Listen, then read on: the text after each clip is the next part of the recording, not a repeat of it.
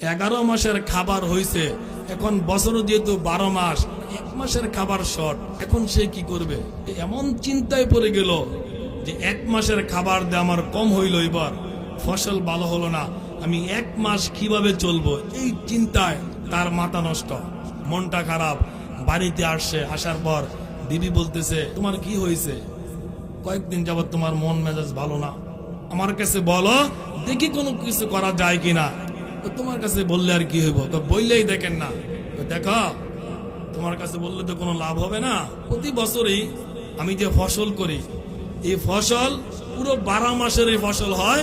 আমি নির্চিন্তায় নির্দ্বিধায় পুরো বছরই আমি শান্তিতে থাকতে পারি, কোনো চিন্তা থাকে না। এই বছর ফসল কিছু খারাপ হয়েছে, আমি হিসাব করে দেখি 11 মাসের ফসল হয়েছে, 1 মাসের বাকি আছে, 1 মাস যে আমি কিভাবে চলবো, এই চিন্তায় আমার ঘুম নষ্ট, ভালো লাগে না। কোন স্ত্রী বলে, এইটা একটা চিন্তা হইল, এইটা একটা কথা কইলেন আপনি? তো তোমার কাছে তো কোনো কথা না, তুমি তো কোনো কাম কাজ করো না, তুমি তো ঘরে বয়ে বয়ে খালি খাও, তুমি আর কি বুঝবা? 1 মাসের খাবার হয় নাই, এইটা কি একবারে তোমার কাছে কোনো কিছুই না? এর সমাধান আমার কাছে আছে। কি আছে? বলেন না সুবহানাল্লাহ। এর সমাধান আমার কাছে আছে। কি সমাধান? তুমি নবীর কাছে যাও। বলেন না সুবহানাল্লাহ। কার কাছে যাও? নবীর কাছে। এটা বলার পরে তার মনটা আরো খারাপ, যে নবীর কাছে গেলে কি নবী আমাদেরকে খাবার দিতে পারবে? তো বউর কথা শুননা গেছে নবীর কাছে, যাই আর কোনো কিছু বলে না, দূরে এক কোনায় বই রয়েছে। বিশ্ব নবী রহমাতুল লিল আলামিন সবার সাথে সাক্ষাৎ করার পর দেখে একটা অপরিচিত লোক মসজিদের এক কোনার মধ্যে, বারান্দার মধ্যে বসে রয়েছে।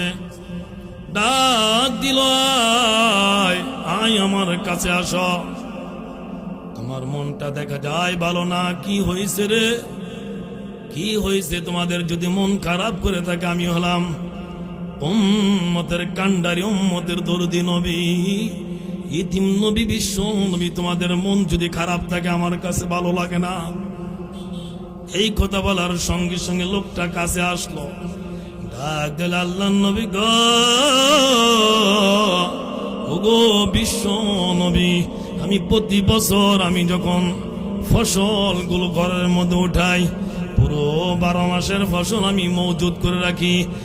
1 বছর নির্দ্বিধায় নিশ্চিন্তায় আমার খাবারগুলো চলে যায়, সংসারের মধ্যে কোনো টেনশন থাকে না, কোনো চিন্তা থাকে না। ও আল্লাহর নবী।